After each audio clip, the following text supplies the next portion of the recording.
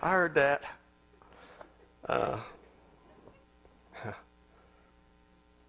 Sorry.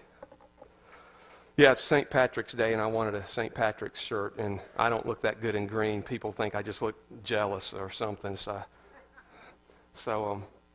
and how many of you guys are Duck Dynasty people out there? I didn't think that this was a place I would offend anybody today wearing the Quack Attack. I wanted one that just had Uncle Si on it, and they were out of stock, and it was really cool. It's like, hey, listen here, we make our own luck, Jack. I love that dude. I wish he was the speaker, man. I'd bring that guy here and say, man, just come here and speak for like 2 weeks. Can you imagine what that would be like? I don't know if God would show up or not, but man, would we ever have fun. Oh, man. I told my wife, I said, I feel a little bit strange about wearing a T-shirt on Sunday morning, and it just made me realize how religious I still am. So I might just have to start wearing T-shirts for a while just to break the religious stuff in me. Would you all tolerate that for a while I break some religion in me?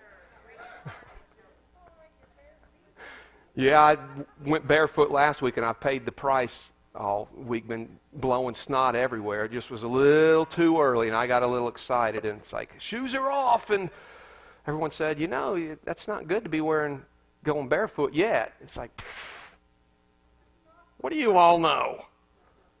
Like my mama, you need to wear a hat and a scarf and mittens, Scotty, you'll get a cold. And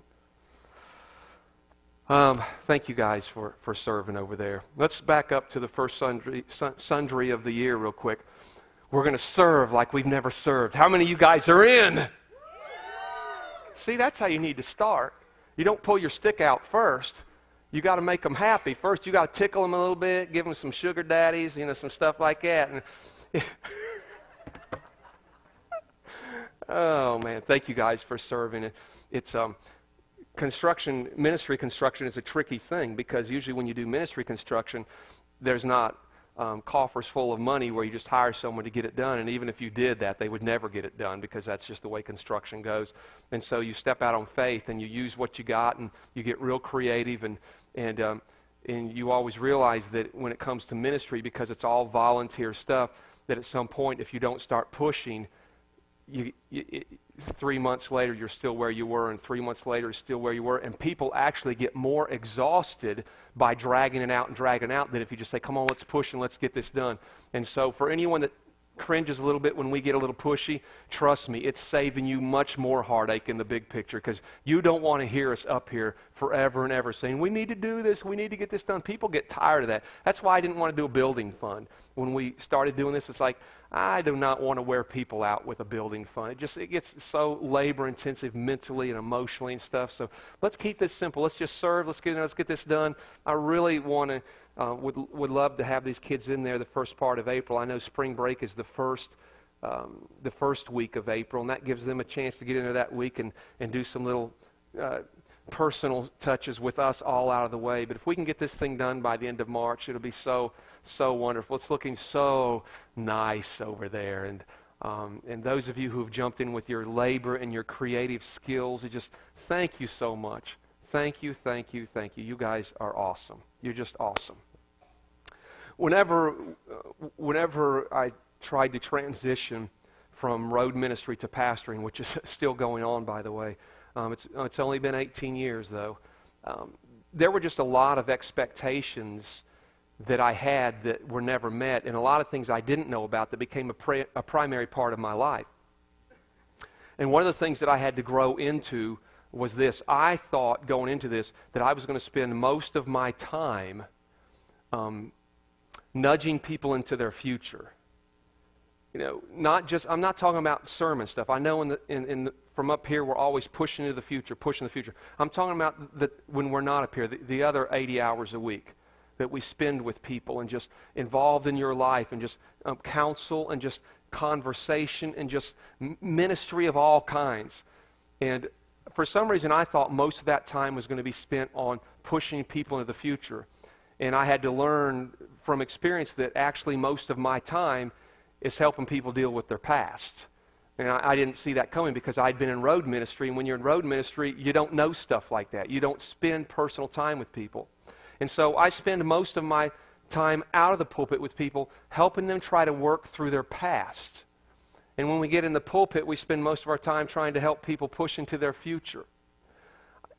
I'm really hoping and praying that this season of faith is helping you push into your future.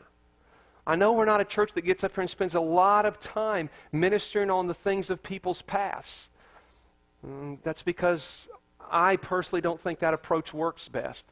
I've been in places where we minister and we minister and we minister to hurts, and we give altar calls and people come up and they whine and they cry and they just fall all over each other. But the next time you minister on it, those same people are apt to be up there doing the same thing. And that's why I've always told Kim when they do the women's power advances, which is next week, and you guys are going to have so much fun. Say, now don't let those women get started with their sad stories.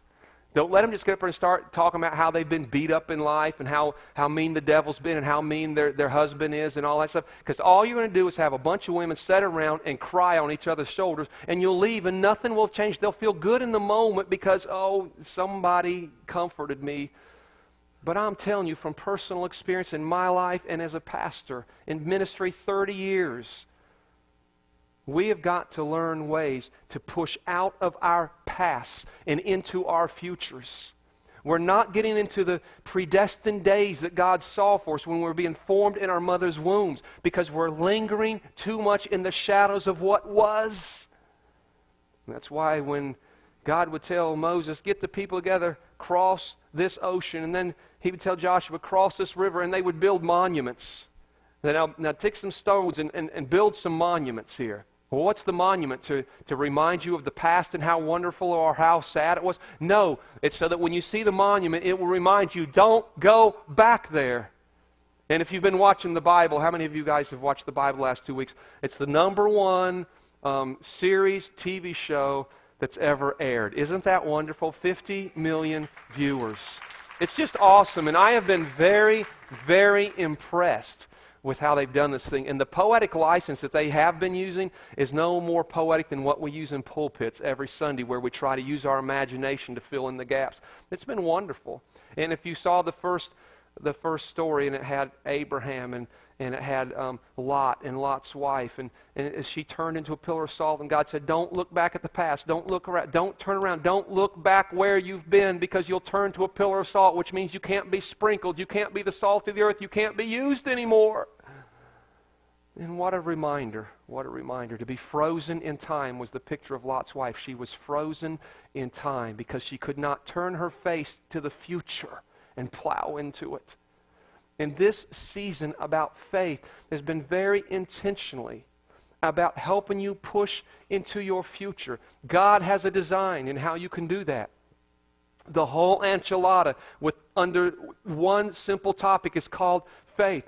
God basically has a 2-stage plan for our life. The first one is called redemption. That's plan A. Step 1, redemption. I will redeem your lives from your brokenness, your past, your sin, wherever you've come from. I will redeem it. I will purchase you from your past, bring you up to a place in your present where we can begin to plow into your future.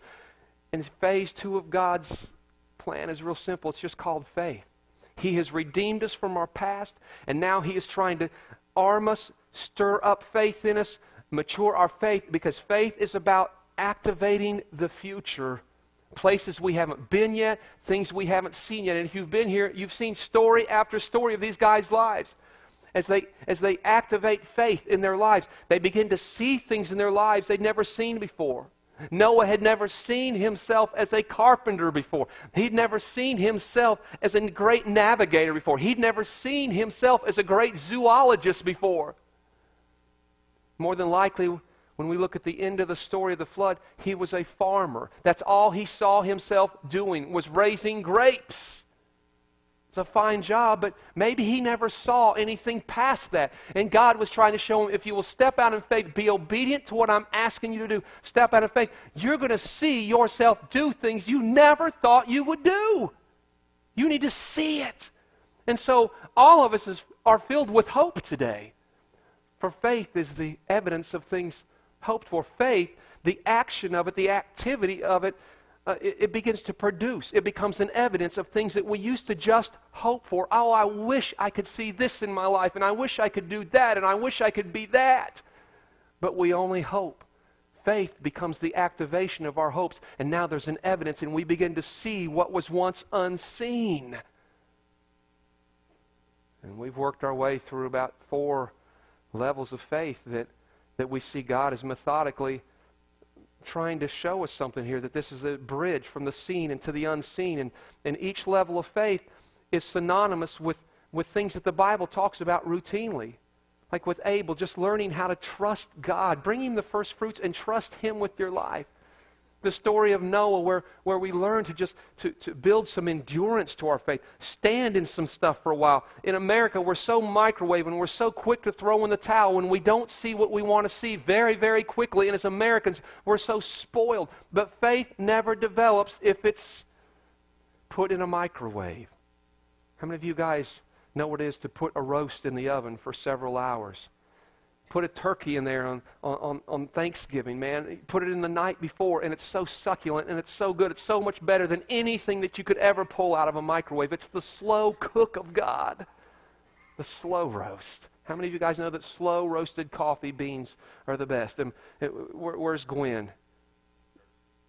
Nursery. Can you run back there and ask her if that's true, what I just said? I'll ask her later. And we talked about guys like Moses, and just having the courage to step out, go places you've never went before. And last week we've talked about Abraham for the last couple of weeks, with just that faith of the courage to step out and leave where you're at and go someplace new. And last week the courage to do something you thought was too late to do. The faith that says nothing is impossible. Even if you're 99 years old and your wife is 90 and she says, my womb is dried up, and he says, I can't do the things I used to do. And God says, well, that could be a problem, because I want you two to make a baby. I want you to birth something. I want you two together to create something that's going to be incredible, what I promised you your whole life. And they would say in the natural, it's too late for us to do that. And God says, au contraire, it's never too late when I'm there. Today we're going to look at the third story of Abraham. And this is an aspect of faith that God has really been pulling me into, especially the last 18 years of my life as a pastor. And I, along with David, have begun to discover that this level of faith, above all other types of faith, truly holds the secret to life. Look at this in Hebrews chapter 11. Let's pick it up in verse 17.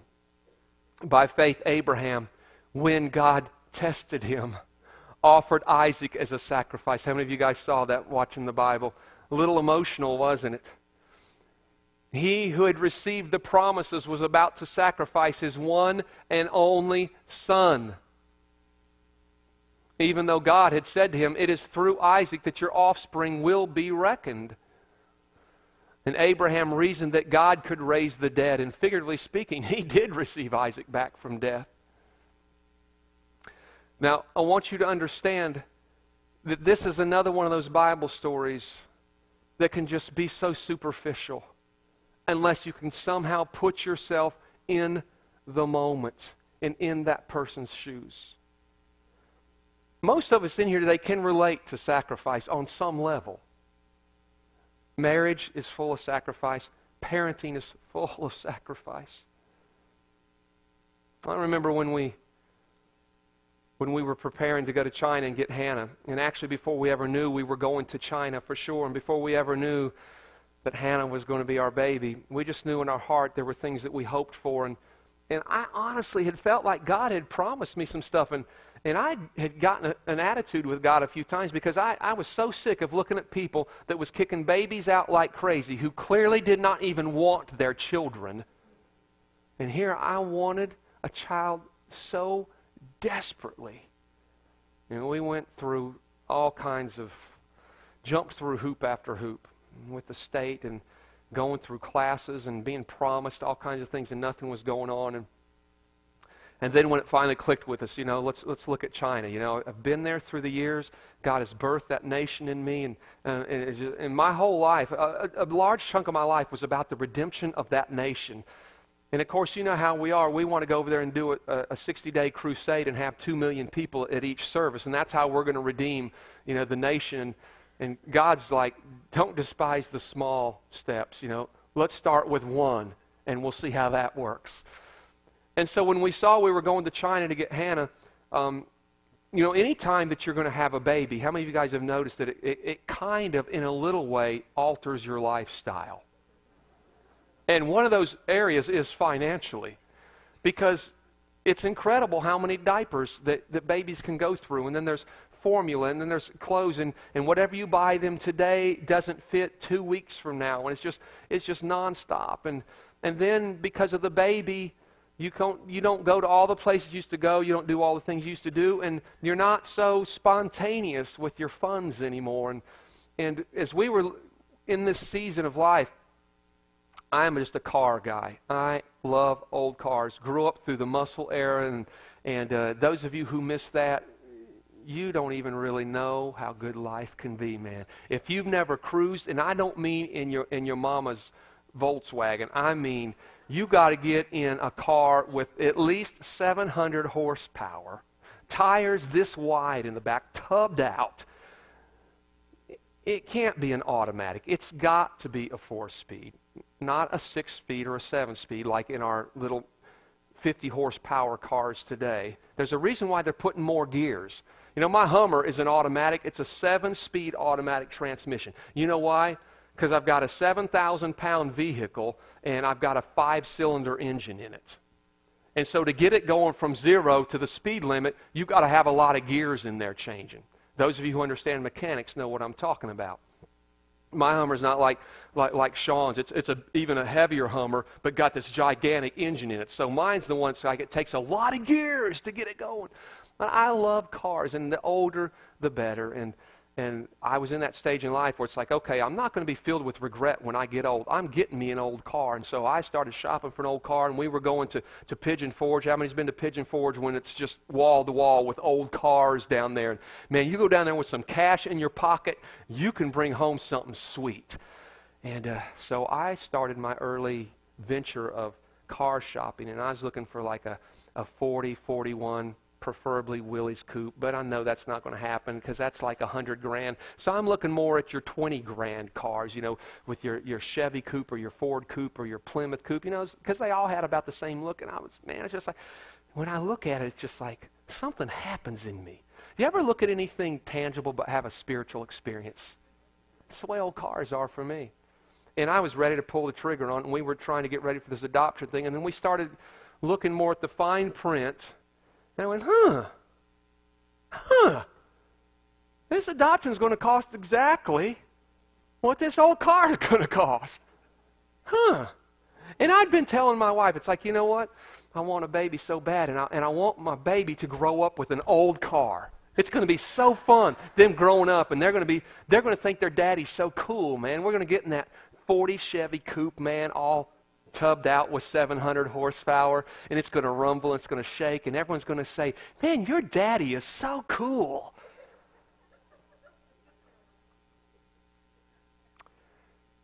And I looked at the numbers, and it's like, I don't really see how this is supposed to work at all.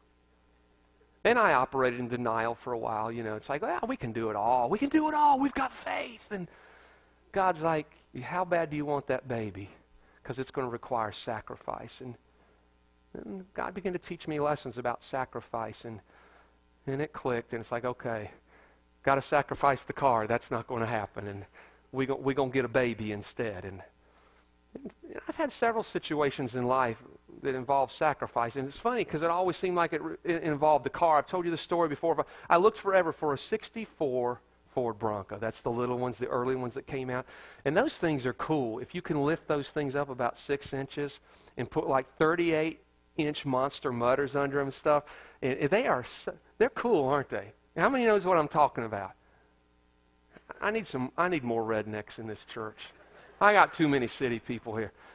I looked and I looked and I finally found it. When I found it cheap and I knew I could do all the work, man, and I got that thing and I started building it. And, man, we pulled the body up off that thing and we put new springs under it, man, and set that thing up. And it was, it was spiritual, I'm telling you. It was so cool. And man, I would ride that thing around and I'd take it deer hunting, man. And it just, there was the perfect combination in life was to kill a nice buck with a nice rack and pull that thing up on top of that, bro. You got to pull it up on the bumper. Your buddy's got to hold. Then you got to get up on the hood, and you got to pull it up on the hood. And I mean, because it's so high up in there. Then you get up on the roof, and you pull it up on the roof, and you tie that thing down, and then you cruise town. Because it's the best of the best. And I had a friend who was not in church, and I really loved him. He was my friend who deer hunted with me a lot. He was a big boy, and his nickname was Moose, and he pulled all my deer out of my woods for me. He never killed deer. It was the most amazing. It goes to show you how God can bring people together, because he never killed a deer. And every time I walked in the woods, it's like a buck would walk up and say, "Here." I mean, they would have big birth spots on their chest shaped like a target. It was incredible. I remember one time I was going to Southeast Asia for a missions trip, and I had 2 days to hunt before I had to get on a plane. 2 days, I'm thinking, 2 days. I went out that opening morning, and as God is my witness, I sat there, and at daybreak, I hear a dog barking. It's getting closer and closer, and suddenly out of the brush comes this giant buck with this dog right behind him. God has put a dog right on this deer's tail and chased him straight to me. When he comes out of the brush, he sees me and he stops dead just long enough to pull a trigger. Well, I digress, but it was fun. Rabbit trails can be fun. So I had a buddy, and he never killed a deer, but he always went deer hunting with me, and he would hear the boom, and he would start heading in that direction because he knew what was going on. And he was a big boy, and I would strap him up, man, and man, he would pull that thing, and I would say, "I got a piece of it right here too. Let's just pull this thing out." You know how I abuse your buddies, and he wasn't in church, and he hadn't been in church in a while, and I loved this guy so much, and he was just really down on his luck, and he didn't have a vehicle, and he didn't have a job, and he didn't have a girlfriend, and it's like those are the three things you need in life. You need a job, you need a car, you need a girlfriend. And the question always is, what order does this need to happen in? If I don't have a car, I can't have a job, can't have a girlfriend. It just isn't going to work. So I'm looking at this and I'm going, man, the dude needs a job so bad, and he needs a girlfriend too, really. But he doesn't have a car. And I felt so bad for him, and I love this guy so much. And then I heard the Spirit of the Lord. And how many's ever heard the Spirit of the Lord begin to speak? And as soon as you recognize it, you reach out and you pop the radio on. And you turn it up as loud as you can get it. Because you know you don't want to hear what he's getting ready to say. Especially when he starts out with, "Hey, how you doing?" "I'm good, and how are you doing?" You know what's about to happen. Says, "You love your buddy Moose, don't you?" "Oh, I love that guy, man. I so appreciate him." "Yeah, you know, he needs a job, and he needs a girlfriend." It's like, "Yeah, I know. I was just saying that to myself just the other day." It's like, and you know he needs a car. And he needed that car so bad. Every time I would get with him, it's like the emotions would begin to stir. And it's like, God say, "You have 3 vehicles. He has none." And I'm looking at it, and I'm thinking, okay, these other vehicles are work vehicles. We have to have them. We've got to have the reliability. I was traveling all over the country doing ministry. I had to have the minivan. Had to have that. She had to have a good, solid work car. She wasn't about, she couldn't have driven that Bronco. And so the one car that is sacrificial worthy is that 64 Bronco. And we're standing there one day, and we're getting ready to go back to the woods, and Moose is getting ready to get my Bronco, and he says, "Man, this is such an awesome ride. I love this thing. I would kill for a ride like this." And now I believe God usually gives you free will to speak on your own, but sometimes his Spirit so merges with yours that you can't tell if he's talking or if you're talking. And I thought about it later. It's like, was that me? Because before I could say anything, I said, "Well, buddy, this is your lucky day, because I'm going to give this ride to you." He started crying. He said, What? Man, he was so emotional, just big old moose, and he was just crying. And it's like, it felt so good in the moment. And then later on, I get the deed out, and I sign it, and it's like, yeah, and he grabs a hold of it, and it's like, well, we'll let go. I remember many times in life where I was in a situation where I needed to sacrifice, and it was going to cost me something. Not just something monetarily, but something emotional. It was going to cost me. But with all the memories I have of those moments, they all so pale compared to this moment that Abraham is in. That this guy has waited 100 years for a child. I waited, how old were when we got Hannah? I don't even know. How old am I? I don't even know how old I am. I'd waited 40-some years for a child. This dude's 99, and God had promised him a child. And it still wasn't there. And he finally, if you were here last week, does what he thought he couldn't do. And he makes a baby. And now it's here, and it's in his arms. And now this child is growing up, and this child is maybe somewhere around 12 years old now. And he's fallen in love with this son. And he understands something very clearly, that all of God's promises hinge on this son. This will be the son that is the heir promise. Your offspring will be as numerous as the stars in the sky, and they're all going to come through this child, Isaac. And then God shows up one day. Hey, how you doing? And you hate it when God says, I had a great idea. I want you to take your son, your only son, Isaac. And yes, he did have another son through the slave woman, but that was not the one who would be the heir to the promise. And so to be understood when he said your son, your only son, it meant the one with the birthright. He said, I want you to take him up on the mountain, and I want you to sacrifice him to me. How could God ask something like that? How could God dare ask that a human being would give that level of sacrifice? It's the extreme of the extreme. I don't want anyone to chuckle about this because it's a cultural thing, not a marriage thing, but it would have been much easier if God would have said, I want you to take your wife Sarah, the one giving you a hard time, the one that came up with the great idea, go sleep with my servant, the one that's like 21 years old, looking good. Yeah, go sleep with her and make a baby, and then get an attitude after it. The one who caused this whole debacle of terrorism between Jews and Muslims, in case you don't know that. Between Eve and Sarah, we're in quite a pickle here. Guys, come on. You can chuckle at that one if you're brave enough. But in all honesty, because of the culture, it would have been easier if God would have said, go sacrifice your wife. Because there's something in that culture, and it's not even just a cultural thing. Most of us here today can relate to the connection we have with a child. We would all give our own life in a heartbeat. If God would say, I want you to give your life for your child, there is really probably no one in this room that would really argue with God about that. But to give your son, your only begotten son, in this situation. But Abraham is a man of faith. His faith has been being nurtured for a long time, for a while, many years. And God has brought him to a place, and God is now wanting to test his heart.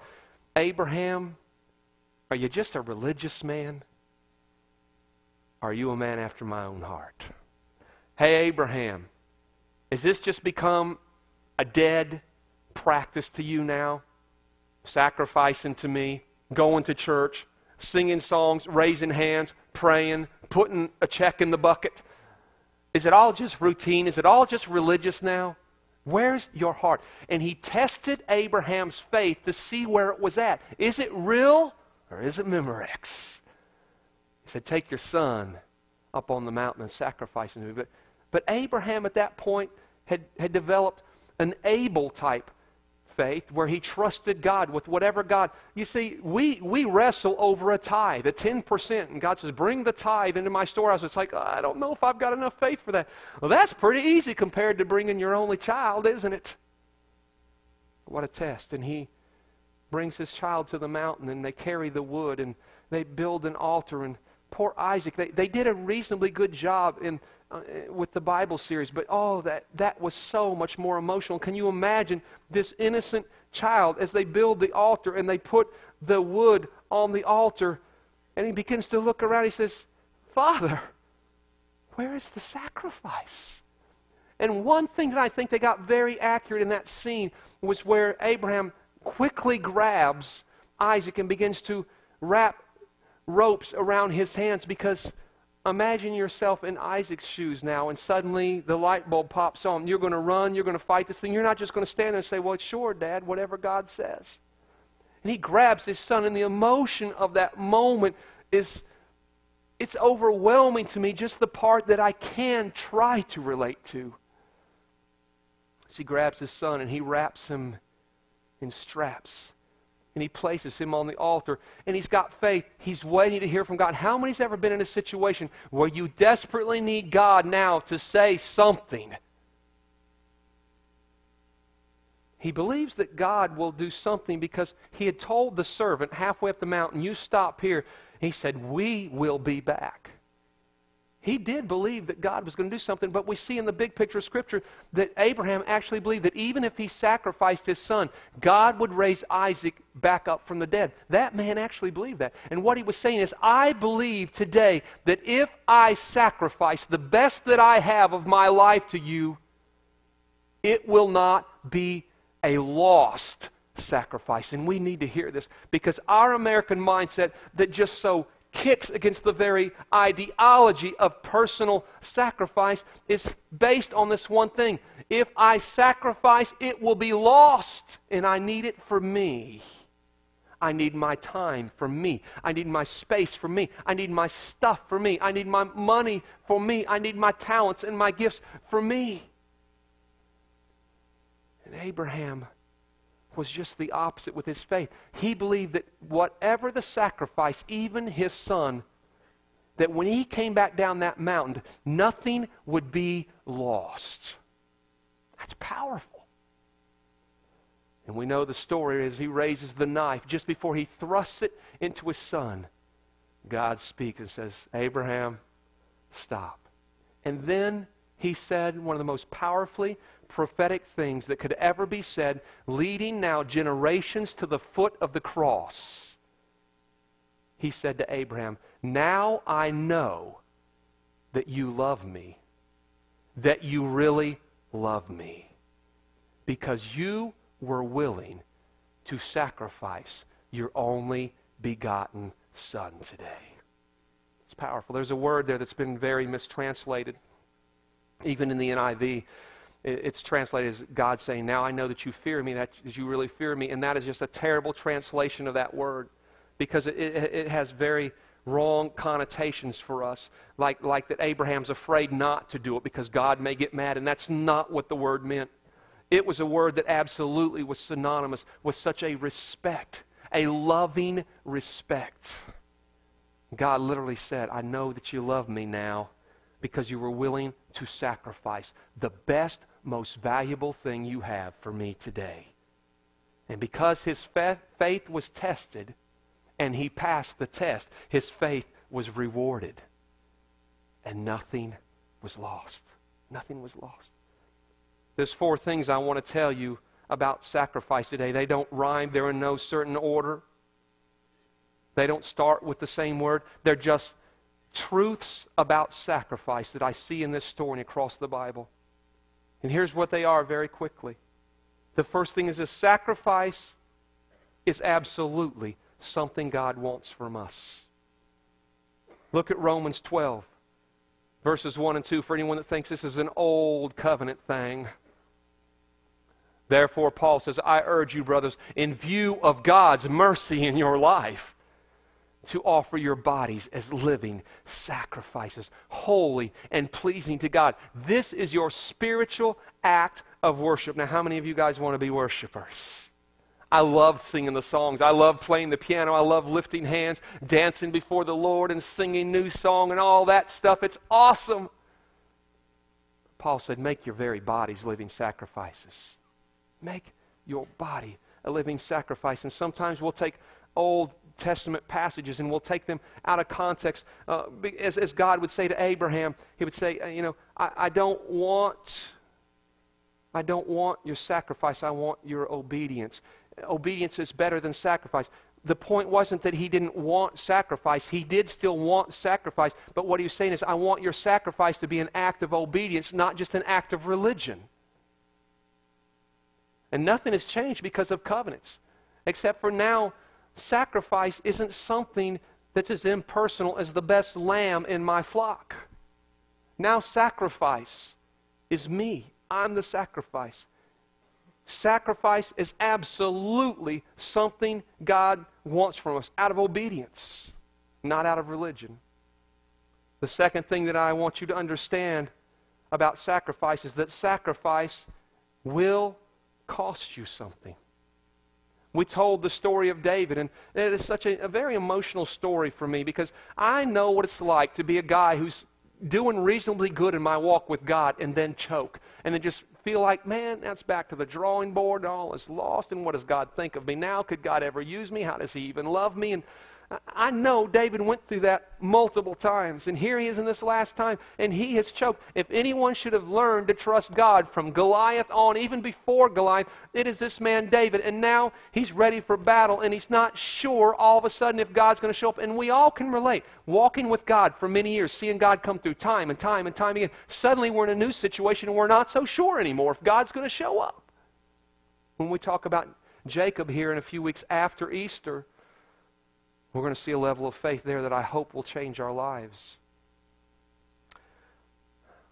David suddenly is not trusting in God anymore. He's trusting in his fighting men. He's trusting in horses and chariots and warriors. He's wanting to make sure he's got enough in the tangible world to do what he needs to do. And God was not happy about it because God wanted him to understand, you need to trust me, trust me, trust me, trust me. And he sinned. And God was not happy with him.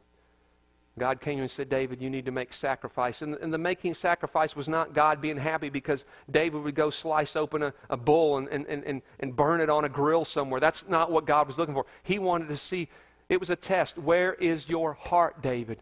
He knew the farmer that David was going to go to on the journey. He knew the land they were going to cross. And he knew, God used that farmer to set David up. That when David began to prepare the altar, when the farmer walked up and said, oh, king, this isn't going to cost you anything. I'll supply the wood. I'll supply the bull. I'll supply the fire, because fire was something they kept in containers in those days. I will supply everything you need for this sacrifice. It won't cost you a dime, he said.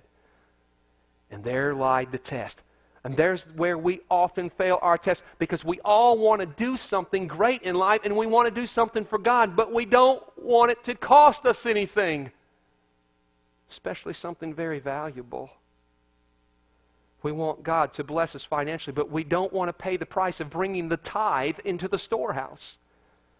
We want God to give us all kinds of talents and giftings, but we want to make sure we keep those for ourselves and not expend them, waste them, potentially lose them. Our time, one of the most precious commodities at all. But ministry doesn't happen unless people are sacrificing time. God is testing David. Hey, buddy, you ready to let this cost you something? Are you just going to be religious and burn this sacrifice thinking it's going to make me and you okay all of a sudden? The farmer says, this isn't going to cost you a dime, O king. It's all on me. And David says, no. I will pay you for the field where we're going to burn the sacrifice. I will pay you for the wood. I will pay you for the fire. And I will pay you for the bull. Because I cannot offer up to the Lord anything that doesn't cost me something. What an attitude. Sacrifice is something God absolutely wants from your life. Sacrifice absolutely will cost you something. And third of all, sacrifices are things that we must learn to see and recognize in our life and guard and protect and preserve for God. I want you to look at this piece of a story from Abraham in Genesis 15, just a few verses here. One of the first sacrifices actually that Abraham ever burns to the Lord. Abram believed the Lord, and he credited it to him as righteousness. And he also said to him, I am the Lord who brought you out of Ur of the Chaldeans to give you the land, to take possession of it. But Abram said, O sovereign Lord, how can I know that I will gain possession of it? We always want to know, don't we? Trust God, that's how. So the Lord said to him, bring me a heifer, a goat, and a ram, each 3 years old, along with a dove and a young pigeon. God gets specific sometimes. And Abram brought all these to him, cut them in two, and arranged the halves opposite each other. The birds, however, he did not cut in half. He liked the rotisserie, those whole birds, didn't he?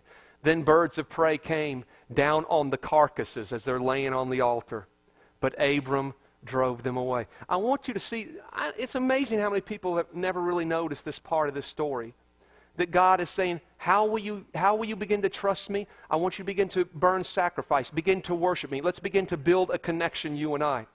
And as he puts his sacrifice on the altar to God, the best that he has, the first thing that happens is a bunch of buzzards are circling. They see the sacrifice, and they swoop down, and they try to steal the sacrifice off the altar. How prophetic is that for you and I? That those things that God has entrusted to us, He's entrusted to us, first of all, just time, our life. He's entrusted to us giftings, callings, talents, skills. He's entrusted to us jobs where we make money. He's entrusted to us breath and time. And this story is reminding us that those things that God has given us to sacrifice, as we make our very bodies, our lives, a living sacrifice, God is saying, and you better remember to guard your sacrifice. Guard it and preserve it. Keep it there for God. There will always be buzzards in your life ready to steal your time, your talents, your money, your emotions, your brain cells. There's always going to be buzzards in your life ready to swoop down and steal the things that God should get first dibs on. And we've become a generation in America where we're no longer even tithers, we're tippers. And we throw a tip into the bucket for God so we can make ourselves feel better. But God isn't even wanting our sacrifice as far as the technical part of bring me 10%, make it sure it's right on the money down to the very penny. That's not even what God cares about. God is testing us. Do you trust me? Start doing this. Let me build some endurance in you. Let me start building some momentum in you. Let me build some courage in you, because we're going to take this thing up many notches through your life. We're going to plow into your future, and you're going to see things you only hoped you would see but never really thought you'd see it. And you're going to see it. But I got to start you somewhere. You need to trust me with your life. Trust me with your sacrifice. I have given you the skills, the talents, the giftings that you have. How can we not use those for God? You know, I am not a great piano player at all. Any musician in here will understand what I'm saying. The Lord has taught me through His Spirit to do some unique things with chordings, some unique things with just some little technical things that I do that is a little bit unusual that maybe you haven't heard too many piano players do. But it's not a skill thing. It's a little giftedness thing that God just kind of gave to me. Well, how can I not use that for Him? And I've told you the story that when I was dating that good-looking thing over there, and her dad was running a restaurant/bar, and I don't think he watches these on TV. Boy, I'm in hot water if he does. What's up, Big O? And I'm dating her, and I drive 3 hours to go see her when we came home from college, and she's working there at the restaurant part of that where her dad ran it, and we're sitting in there, and they've closed down, and we're sitting in there in the club area and just having a Coke, and her dad starts, and it's like, man, you need to stop wasting your time playing in churches and doing all that stuff. I said, man, I can get you some gigs, man. You can make some money doing this. Well, my sacrifice doesn't belong to the buzzards. The vultures don't get first dibs on my time, my talents, my gifts, or my money, my resources, my home, whatever God has blessed me with. God gets dibs. And you and I are constantly be running into test mode to see where our heart is. Sacrifice is something God wants from us. Sacrifice will always cost me something. Sacrifice must be protected. And last of all, sacrifice will always be the test of where your heart is with God. Just ask Abraham. It will always be the test. It will always be the test. You will not be an exception. God will test your heart if you are growing and walking with Him to see where you're at. And He will ask something of you.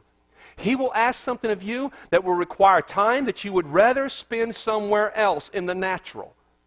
You know how we are as a bunch of spoiled, soft Americans. We've got to have our time. We've got to have our space.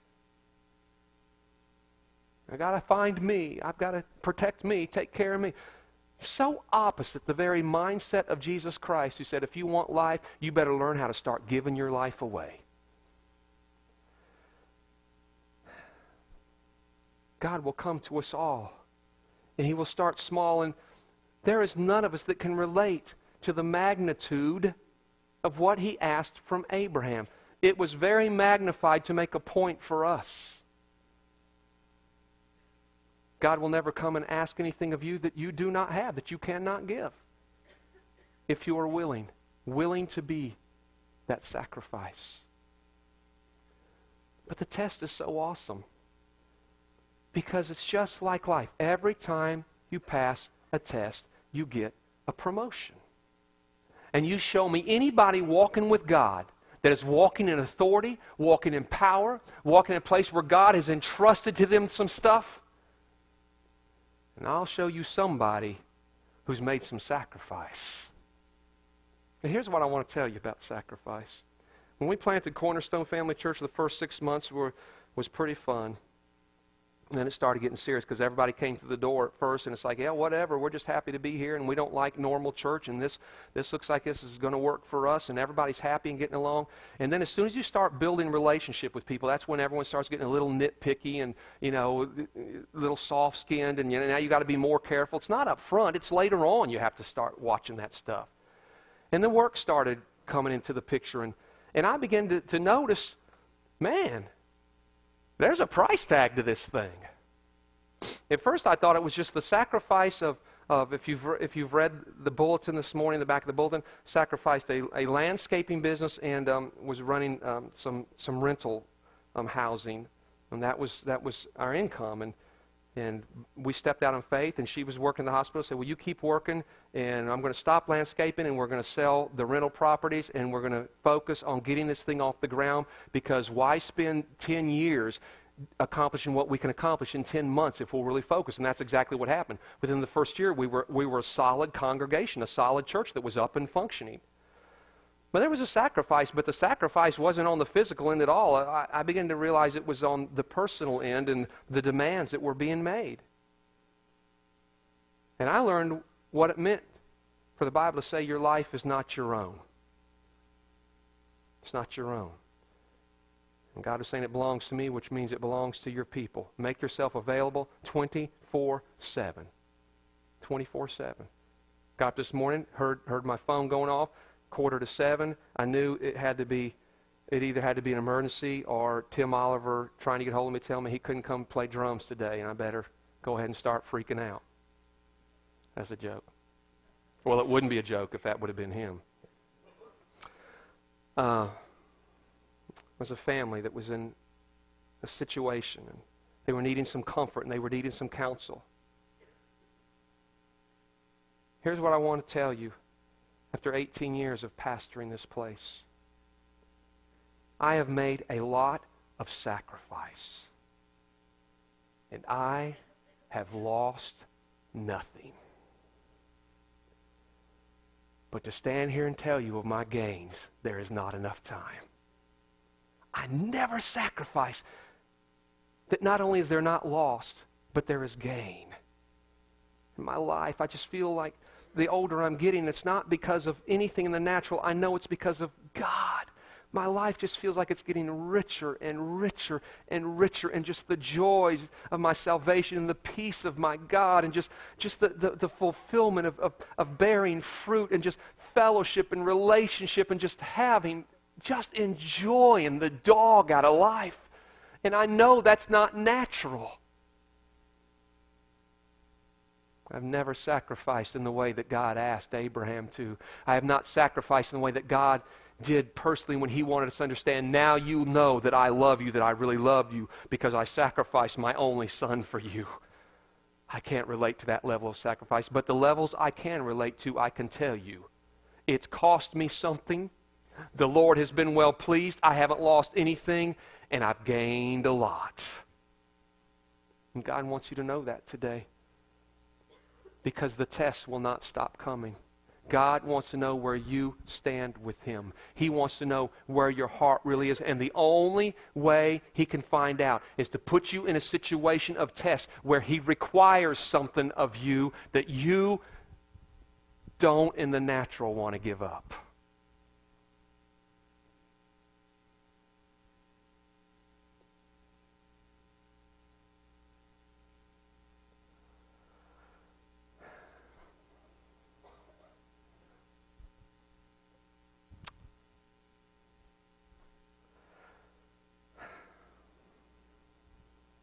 Can you see how sacrifice is good? Sacrifice is good. Now this is a stage, and most churches have them. We don't call them stages anymore. We call them altars, and some churches have altar rails. And we spin that off the Bible, of course, because of the altar in the Old Testament, where people would build altars and they would lay sacrifices on it and they would burn them to the Lord. And then when the church began to grow through the years, we brought a lot of symbolism into the structures, and we turned the front into what we called altars. And it was supposed to be understood that we're coming up to these altars and we're going to lay ourselves before the Lord. And then going into the 20th century, we began to put so much American spin on everything that we lost so much going into the 20th century. And we turned the altar into a place of quick fix. We turned it into a place where God meets needs. And that was never supposed to be the idea. The altar was supposed to be an altar. An altar is a place where you burn flesh. This morning, I want to take just a few minutes before we leave and go eat lots of spaghetti. I want us to turn this back into a place where we burn some flesh. We need to learn to make our lives living sacrifices before the Lord. We spend way too much of our life worrying, complaining, and griping because of the demands being made in our life. We need to learn just to become sacrificial givers and learn to find some joy in that giving instead of all this hard producing for ourselves. This morning I want to turn this into an altar. And I want to say to anyone who is here today who would say, Pastor Scott, I've been listening to you talk today, and I've been listening to these stories you've been telling, and I'm seeing it through the filter of my own life, and I'm looking at my life today, and the Lord is speaking to me. And the words of God has grabbed my heart today. It's penetrated somewhere deep into my soul, and I feel the Lord is calling me today, saying, yeah, son, yeah, daughter, this is what I want for you. I want you to become a living sacrifice. If that's you, would you just jump up and come up here with me? Just get up and come up here, and let's stand around this thing we're going to call an altar today, and let's make a statement to God. Let's make a statement that says, I understand that you require sacrifice from me, and I understand that I need to become much more conscious about preserving this sacrifice, these things that are so valuable to my life. Sacrifice is an art, Michael. I haven't mastered it yet, because anytime you pass one test, give it a few weeks, and here he comes. Hey, what you doing? Yeah, that was easy to sacrifice that dove, wasn't it? We're going to go with your lamb next time. And next time, he just keeps upping the ante because he's trying to It's the gauge. It's the plumb line. It's the measuring rod to our lives, where we're at with God. God is trying to see where we're at. And it's not just God. God wants you to see where you're at. Because if you're here today and you say, you know what, I really don't like to give sacrifice. I really do like to preserve the best time for me, the best of everything for me. Take care of me first. Become like Cain and just give God the leftovers instead of Abel saying, God, you first. And that's a plumb line with no condemnation, but the invitation of conviction. If that's you, you need to allow the Spirit of God to convict you over that. Because you're out of line. You're out of kingdom order. You're not walking with God. You may be saved.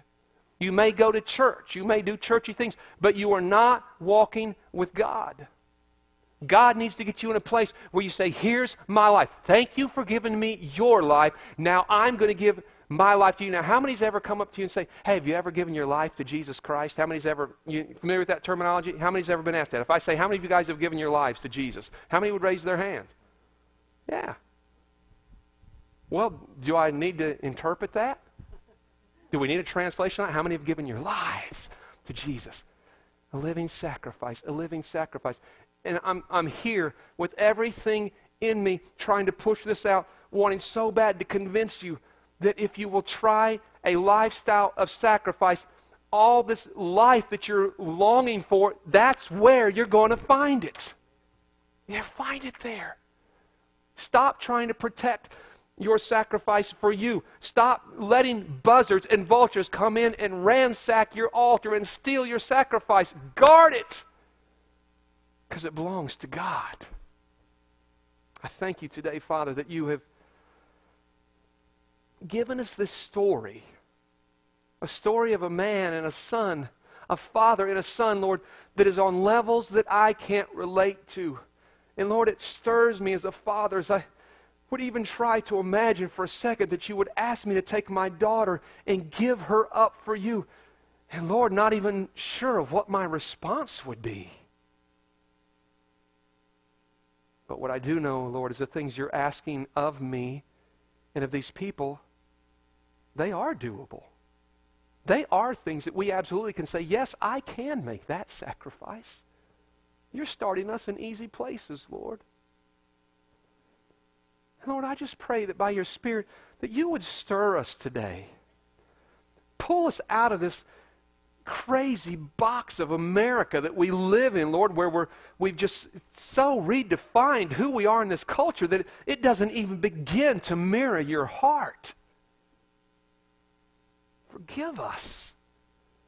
Forgive us for acting like American Christians instead of followers of Jesus Christ. And draw us to a place, Lord, of the joy of salvation found in sacrificial living. I thank you for this house today, Lord. I thank you for their hearts. These people have blown my socks off, Lord. They wonder why I don't like to wear shoes. They've blown my socks off, Lord, because of their heart. You've seen how they serve and how they come to each other's rescue. And yet, Lord, for everyone here, I know you're getting ready to up the ante. And you're getting ready to ask something that won't be as easy as what you asked last time. But I thank you ahead of time, Lord, for the courage to do the test, to pass the test. And I thank you for the promotion and the reward that will follow the test. If you are willing to accept this as your lifestyle today, Cornerstone Family Church, just say amen. Amen. So be it. That's me. I love you guys. Thank you for being here. Y'all are awesome. When you guys get up here, I just want to just keep talking and talking, because when you get close to me, I don't know, it stirs something up in me, but I'll stop. I love you guys. Let's go eat some sketty.